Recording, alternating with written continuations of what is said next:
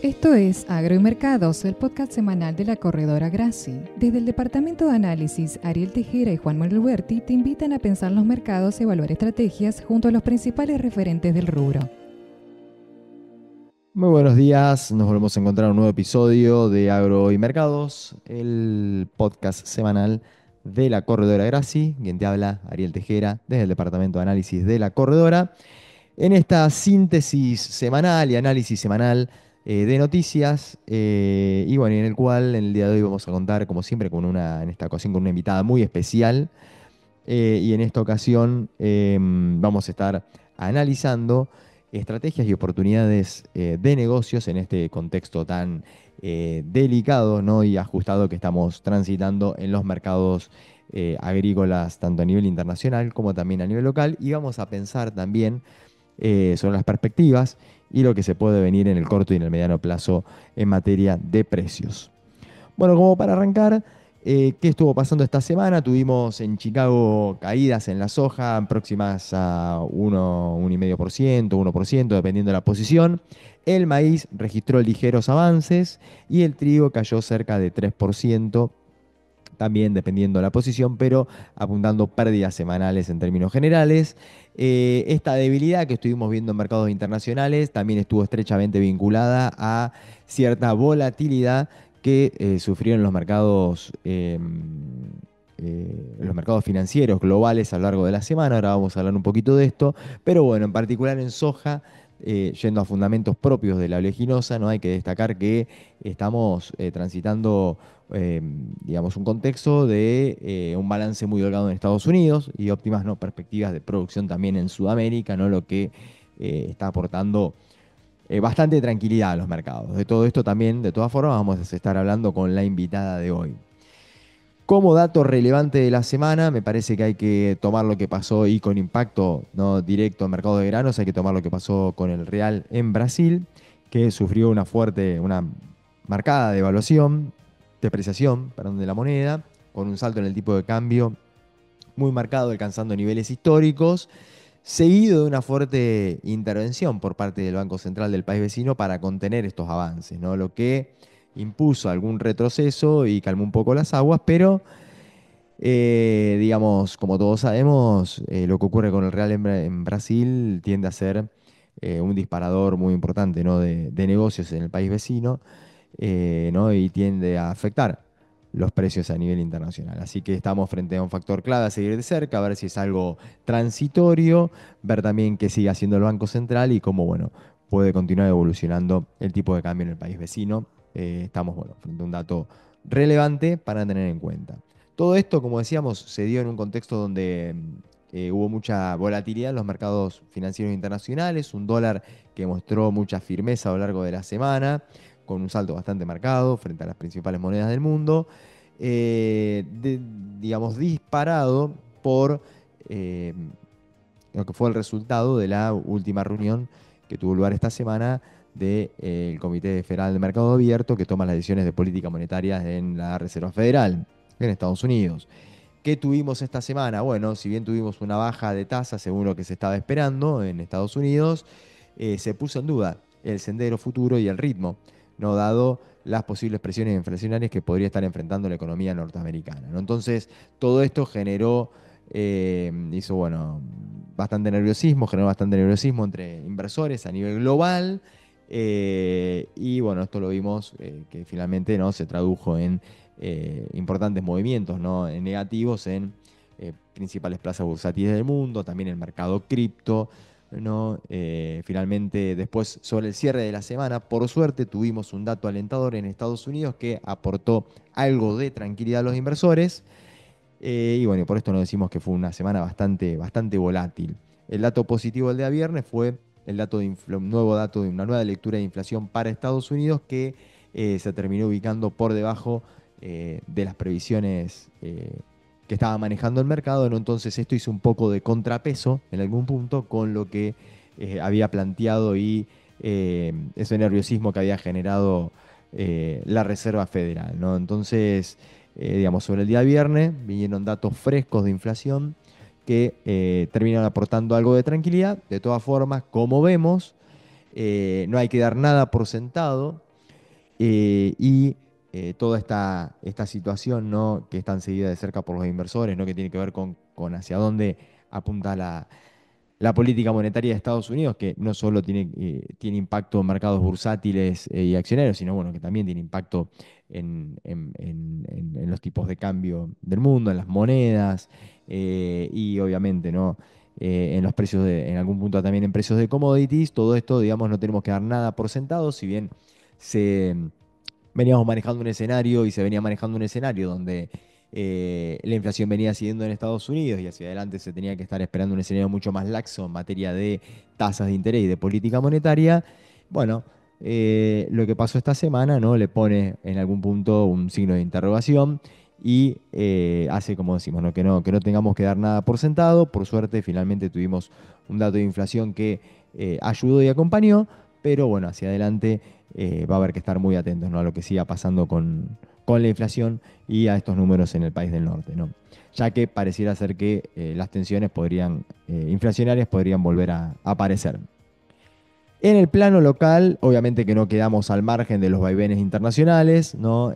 Tuvimos, sobre todo en lo que tiene que ver con plazas bursátiles y en algún punto también con los bonos, bueno, sufrimos un poco el coletazo de la inestabilidad global, y también, ¿no? En tipo de cambio, ¿no? Tuvimos bastante volatilidad esta semana en el mercado bursátil, en bonos, y bueno, y bastantes presiones sobre el dólar MEP, o vimos que volvieron a aparecer en algún punto presiones sobre el dólar MEP y contado con liqui, con un MEP que terminó avanzando cerca de un 5% y una brecha con el oficial que se terminó ubicando en torno a 9-10% sobre lo que era el cierre del viernes. Eh, para cerrar, un breve comentario sobre lo que fue agrolocal. Tuvimos caída en las cotizaciones de soja y trigo en la semana y algo de firmeza para el maíz en un contexto donde el plano agronómico y climático y productivo pareciera ser que avanza sin ningún inconveniente. Bueno, y ahora vamos a presentar a la invitada del programa de hoy. Tengo el placer de poder charlar con una gran colega del rubro, con muchos años de experiencia en el agro. Actualmente es consultora, especializada en mercados de veranos, inversiones y finanzas. Hoy nos acompaña Mariela Brandolin. Hola Mariela, ¿cómo estamos? Hola Ariel, ¿cómo estás? Muchas gracias por la invitación, un placer estar acá. No, por favor, muchas gracias a vos por compartir este rato con nosotros. Y bueno, y charlar un poco de lo que tiene que ver con los mercados agrícolas, ¿no? Que bueno, estamos viendo que están atravesando algunos tiempos un poco delicados, ¿no? Sobre todo en materias de precios y algunas tendencias. Y bueno, la idea es pensar un poco con vos escenarios y imponer algunas estrategias, ¿no? Para quienes nos están escuchando, ¿no? Puedan intentar identificar también, ¿no? Oportunidades, sobre todo, bueno, en estos momentos, ¿no? Entiendo yo que es muy importante no estar siguiendo de cerca los mercados cuando los números son tan ajustados, ¿no? Y ir viendo la evolución de los precios para poder aprovechar esos momentos, ¿no? Donde nos ofrece alguna alternativa.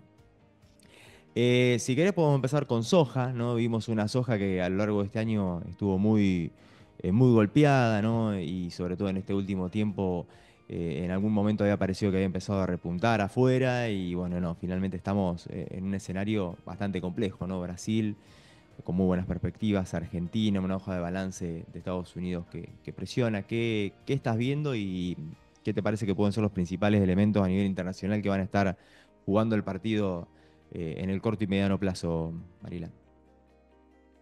Sí, tal cual, Ariel. Lo que primero suelo presentar en las charlas con productores es el gráfico, ¿viste? De stock consumo a nivel global para que el productor por ahí entienda justamente que estamos ante uno de los stocks más altos de la historia, ¿no? La vez anterior que estuvimos más o menos en un stock similar fue en la 18-19, con precios que estuvieron un escalón más abajo inclusive que el valor actual. Pero justamente como para que el productor por ahí entienda que es real lo que está pasando, ¿no? Porque veníamos por ahí de años anteriores donde teníamos una oferta que tenía algún problema, ¿no? O sea, o Argentina o Brasil o Estados Unidos tenía algún problema de oferta porque surgía alguna cuestión climática. Y una demanda que se venía manteniendo o levemente aumentando. Y este año, un poco la perspectiva, ¿no? Lo que viene ya pasando es un Estados Unidos que se consolidó muy bien con su oferta y después venimos a Sudamérica también con esta perspectiva muy buena y la demanda, la realidad es que no acompañó. O sea, si miramos China, que es el gran importador de soja, no aumentó la demanda en la misma dimensión que aumentó un poco la oferta y eso ensanchó los stocks de la manera en que lo hizo, ¿no? Entonces, ahí es donde estamos teniendo este gran problema en términos de precio. Yo la verdad que un poco, esto, si bien uno lo viene hablando todo el tiempo, siento que quizás esta cuestión de ya deprimirse tanto, viste que en cuestión de una semana cayó $20 la soja mayo, por ejemplo, ¿no? Hablando de la mayo en particular, pero si no, la disponible también, 200.000 pesos bajó, Eh, desde 300.000 pesos a 280.000 pesos, eh, digamos como que la baja fue como rápida, ¿no? Como anticipada. Es como que yo venía ahí pensando, digo, bueno, ojo que a partir de mediados de enero, ingresa la cosecha de Brasil, ¿no? Que es un poco lo que venimos Claro, hablando. porque ahí tenemos Ahora, también ese factor de que posiblemente aparezca o no, pero es un factor real que te empieza a entrar y encima tenés un Brasil también devaluado, ¿no? Un real.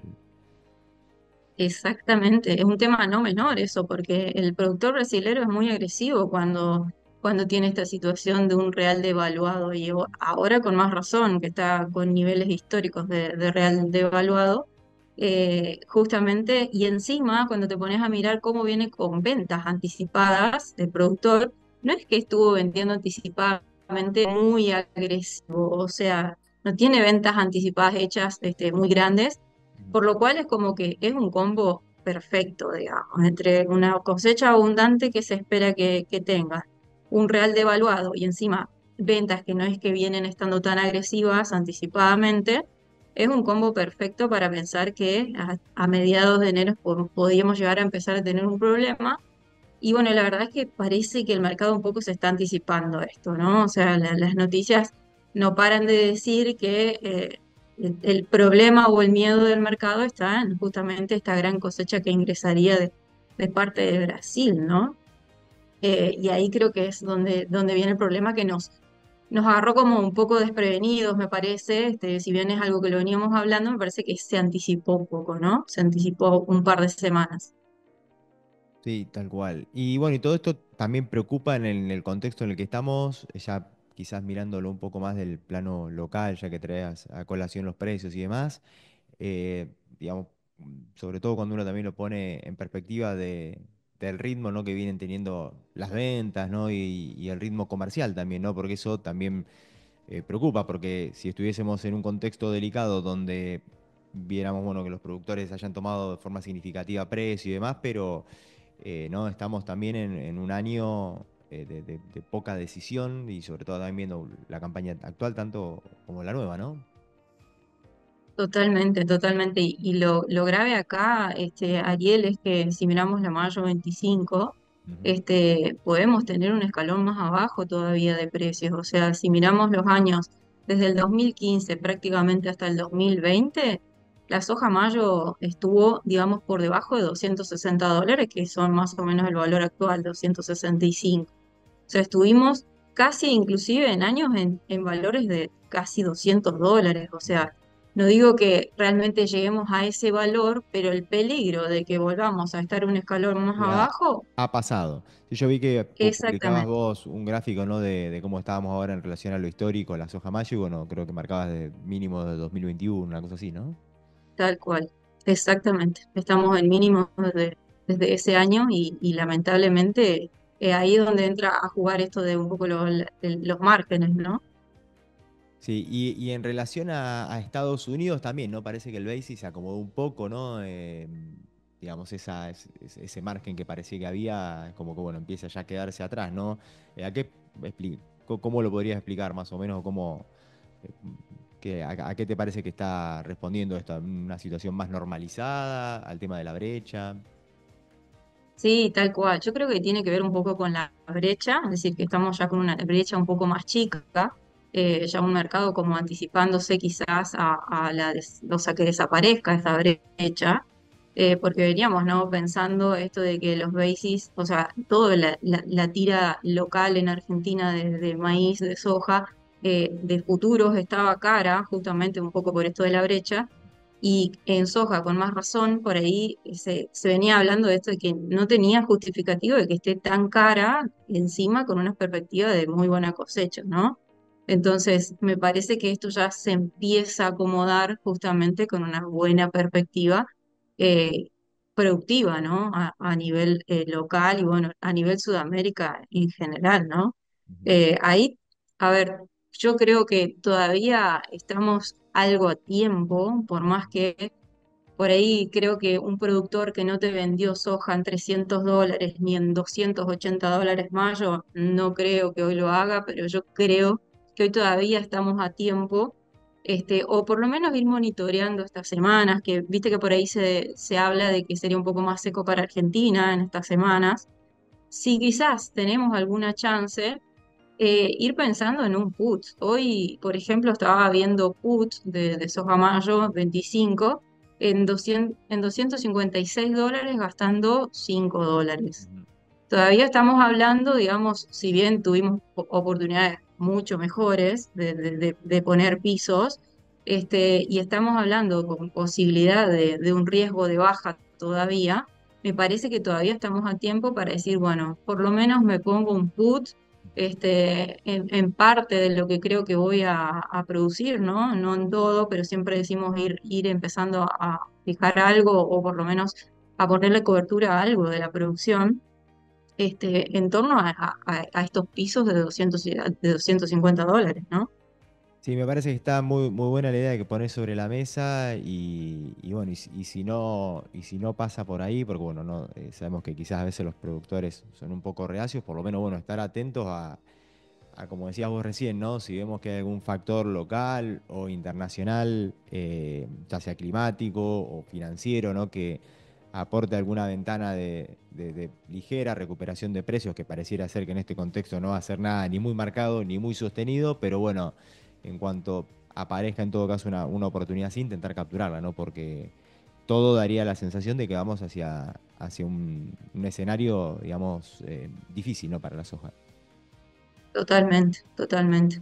Me ha pasado esta semana que he tenido una charla con productores, grupos de productores, y nos daba, digamos, el Excel un precio de indiferencia de una reunión que habíamos tenido hace un mes, un precio de indiferencia de $290, ¿no? Y cuando miramos el put de 280 en ese momento, que yo les decía por ahí, ojo, hagamos igual el put por más que esté por debajo del precio de indiferencia, me decían, no, o sea, porque estoy perdiendo plata. La Mm. realidad es que puedes perder más plata todavía, ¿no? O sea, y Ujú. hoy el mercado lo está demostrando.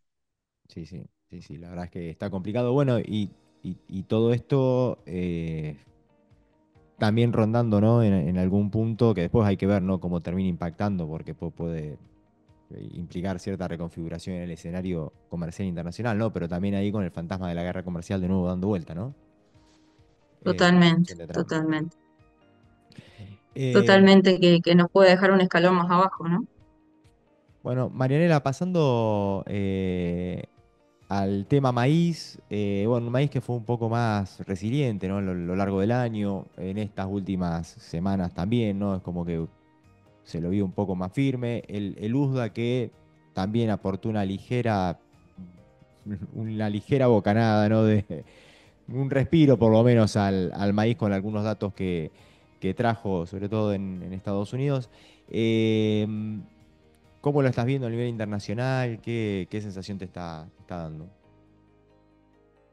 Por ahí el maíz, viste que tiene como un poquito más de chance, parecería, si lo mirás a nivel internacional, porque el stock global, digamos, el stock consumo está un poco más ajustado. Si lo mirás contra el promedio histórico, estaría casi yendo por debajo de ese promedio histórico. Si mirás el stock global, ¿no? El stock consumo global.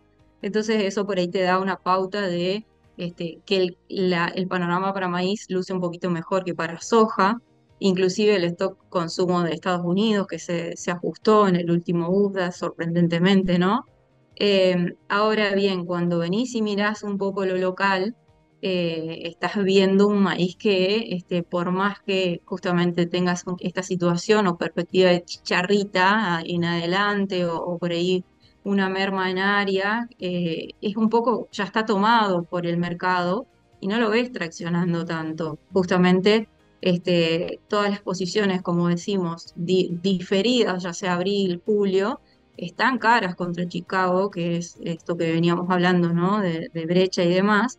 Y si mirás el disponible, tampoco está traccionando mucho. O sea, no ves quizás un maíz tan disparado como años anteriores o ciertos años donde la oferta estaba un poco más ajustada y terminaba traccionando por parte de exportadores y consumos. Hoy la realidad es que si yo tendría maíz, digamos, por ahí disponible en valores de 185.000 pesos, me voy olvidando del remanente, digamos, lo voy vendiendo porque ya de hecho no tenés un inverso muy grande entre esta campaña y ya el abril. El mercado ya está asumiendo que la cosecha del abril viene muy bien, ¿no? O Mm. sea, y eso también te compensa un poco, me parece, en parte, lo que podría llegar a causar la chicharrita por menor área, ¿no? Que es un poco hasta ahora lo que tenemos efectivamente. Sí, sí, como decís vos, es como que viene todo, pareciera ser, ¿no?, que el maíz acá, por suerte, ¿no?, desde el punto de vista climático, ¿no?, y más que nada agronómico, vendría todo con bandera verde, ¿no? Todo viento a favor, muy buenas condiciones.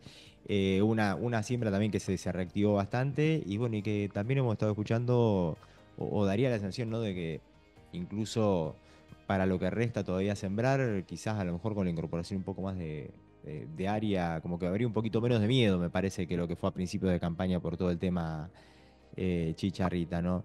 Y creo que esto en alguna medida, no sé si lo has estado siguiendo o no, pero parece ser que la relación también de primera a segunda, que parecía que iba a estar bastante, digamos, más nivelada que otros años, eh, no, a lo mejor podríamos llegar a ver o no, no sé qué opinás un poco más también de segunda, de lo que se esperaba. Vemos que cuando uno mira los spreads de precios entre maíz, abril, julio, había caído muchísimo, por esto que decíamos, ¿no? Un maíz abril donde se esperaba mucha producción, mucho más concentrada, ¿no?, en abril que respecto a otros años en relación a julio.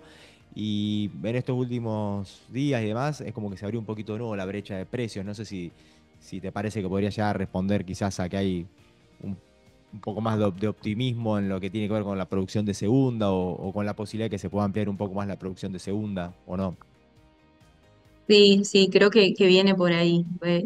Tendría que venir por ahí. Ese spread venía un poco ajustado, es decir, venía cerquita el abril del julio, justamente porque en teoría había un problema más en el julio. Y ahora, como vos decís, se va ampliando. De todos modos, yo creo que el mercado va a seguir con cautela el tema, ¿no? O sea, hasta que efectivamente no estén es porque hasta ahora lo que se escucha es, bueno, quizás haya algo más de área de lo que se esperaba en el tardío.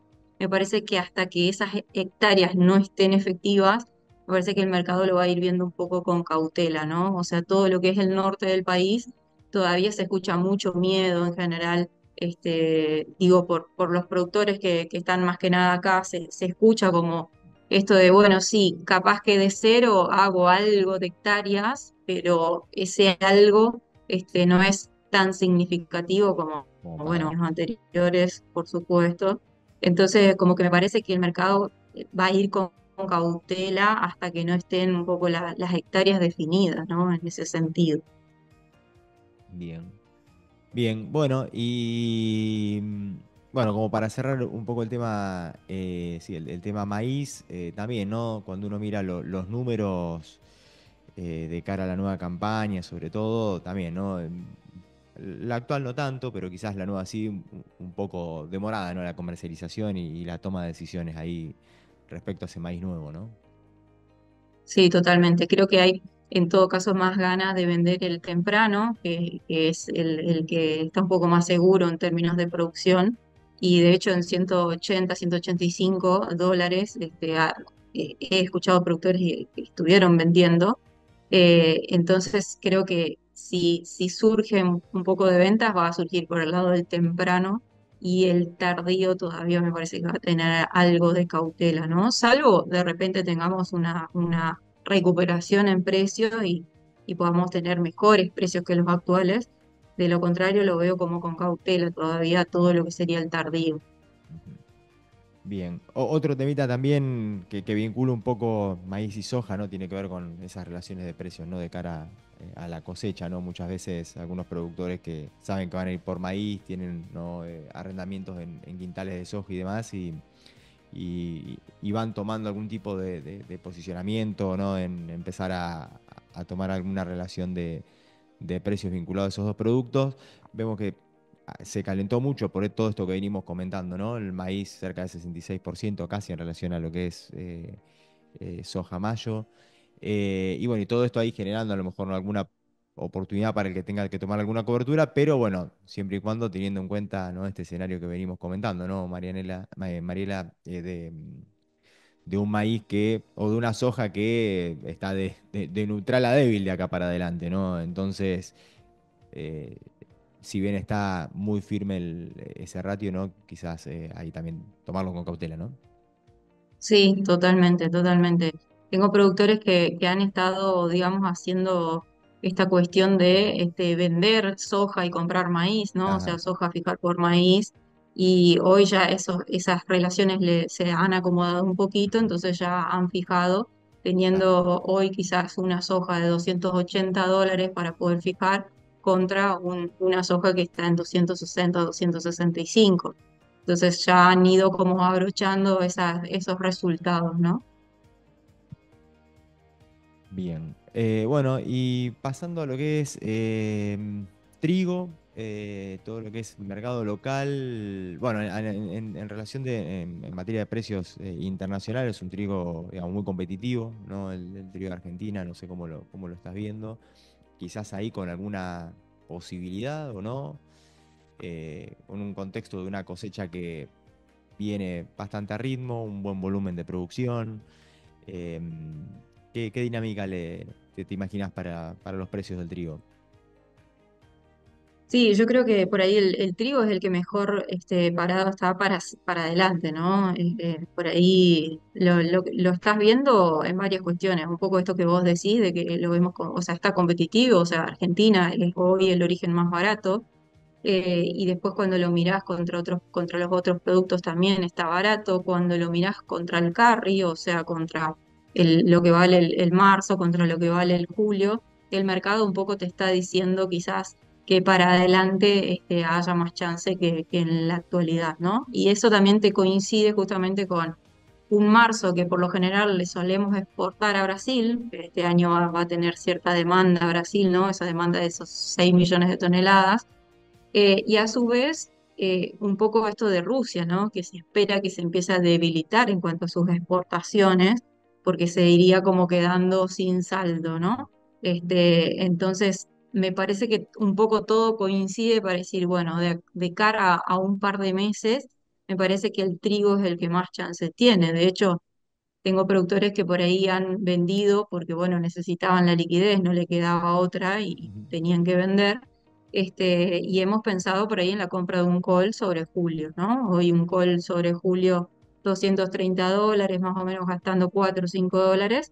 Y no es un valor descabellado, $230, porque lo hemos tenido en 250 no hace mucho.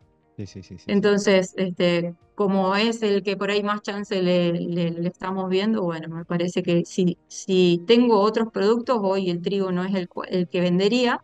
Ahora, si lo tuve que vender, bueno, una alternativa no es mala, digamos, pensar en poner ahí algunos dólares para tener una cobertura de la suba.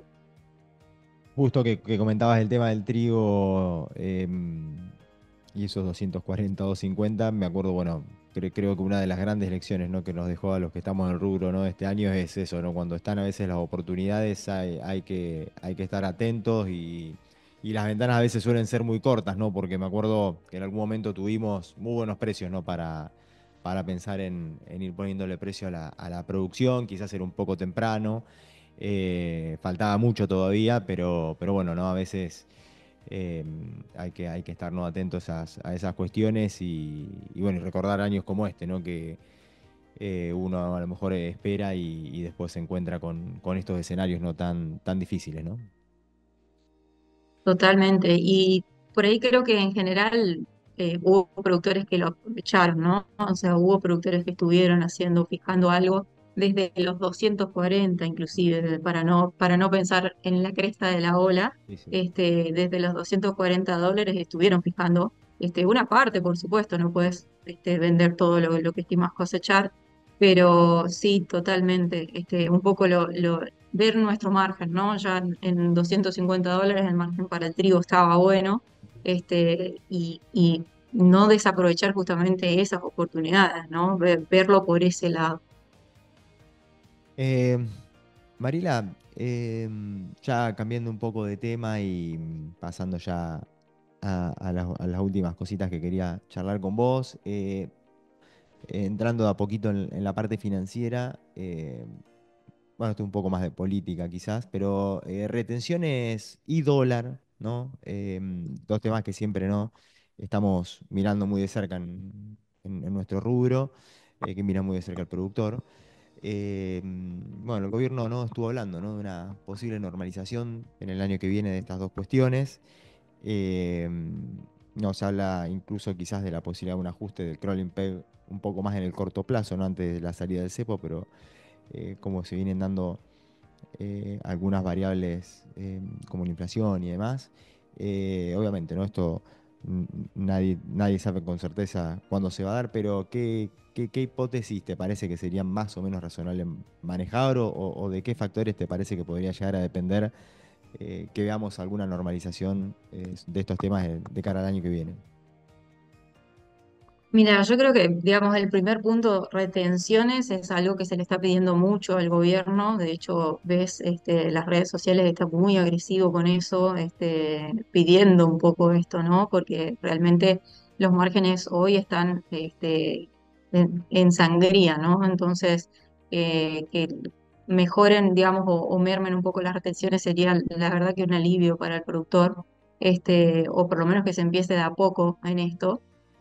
La realidad es que no lo veo en el corto plazo por ahora, no es algo que, digamos, eh, desde parte del gobierno lo vienen diciendo, digamos, muy claro, digamos, cuando la posibilidad surja lo van a hacer, antes no, o sea, van a priorizar que no se rompa nada dentro del esquema, digamos, económico.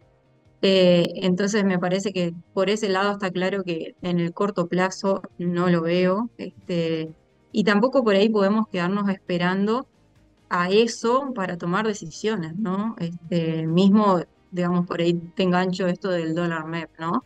Cuando mirás la soja valuada en dólar MEP justamente, tuvimos unas semanas que realmente se evaluó, a un ritmo muy interesante. Y bueno, en estos últimos días, por ahí el hecho de que el MEP ha subido un poco, volvió a retroceder quizás, pero todavía estamos en buenos valores, digamos, si yo miro la brecha entre el dólar exportador y el dólar MEP, como para decir, bueno, vendo mi producción y en el medio me quedan muy poquito y me voy a dólar MEP y bueno, por lo menos Sí, me voy me dolarizo casi olvidando al de... oficial, digamos, casi, a diferencia de otras épocas, ¿no? Exactamente, exactamente. Es como que me parece que por ahí quedarnos esperando ciertas cosas eh, nos lleva a puesto, ¿no? Que de hecho, bueno, ahí te engancho con tema LECAP inclusive. Ujú, Tuvimos no más de un mes atrás la posibilidad de vender soja a 300.000 pesos. ujú, Yo cuando por ahí venía hablando con productores decía, ojo, aprovechemos picos. ujú, Bueno, tuve productores que han aprovechado ese pico de 300, ni hablar 315.000 pesos, colocaron en LECAP ujú. a mayo 25 y eso les terminaba resultando una soja de 400.000 pesos. Cuando vos hoy te vas y multiplicás, digamos, la soja mayo en mapa por el dólar futuro de mayo y te termina dando una soja más o menos de 300.000 pesos. Ujú. O sea, haber cerrado esa operación ya los dejó, viste, calzados como para decir, bueno, mi remanente de soja me voy quedando sin, porque bueno, por todo eso que venimos hablando, Sí, ¿no? sí, Un sí, sí, sí. Brasil sobre todo que se viene en un par de semanas. Y hoy, por ejemplo, si vos querés también hacer esto de vender y colocar el ECAP, tenés todavía un diferencial donde, bueno, te vas a quedar con o sea, vendiendo hoy en 280 pesos y colocando al ECAP hasta mayo 25, te quedas con una soja de 320.000 pesos, cuando volvemos a lo mismo, o sea, vos multiplicás la soja de Matva mayo por el dólar futuro mayo y te da una soja de 300.000 pesos, o sea, todavía, digamos, te sigue quedando mejor esa relación, que por ahí quedarte con la soja, que bueno, sea, sabemos por ahí el peligro que se nos viene, ¿no? Sí, sí, tal cual y sobre todo, bueno, no si uno piensa en que a lo mejor está esa posibilidad de que el crawl impact sea todavía quizás un poco menor, ¿no? Totalmente, exactamente, te calzas. Bien, bueno, Mariela, la verdad es que te agradecemos muchísimo por habernos acompañado, ¿no? Durante este espacio. Creo que ha sido un gran repaso de los fundamentos, ¿no? Y de los mercados en general. Nos has compartido algunas buenas ideas, ¿no? Para considerar y para tener en cuenta en estos momentos que son tan difíciles, ¿no? Para el agro, por lo menos que se vienen, ¿no? Con mercados bastante complicados. Así que bueno, muchísimas gracias por acompañarnos, Mariela. Ahora, Ariel, muchas gracias a vos, un placer. Bueno, así nos acompañaba Mariela Brandolin, la pueden seguir en Twitter como Mariela Brandolin. Y se nos fue otro episodio de Agromercados. Muchísimas gracias por acompañarnos. Saludos. Esto fue Agro y Mercados, del podcast semanal de la corredora Graci con Ariel Tejera y Juan Manuel Uberti.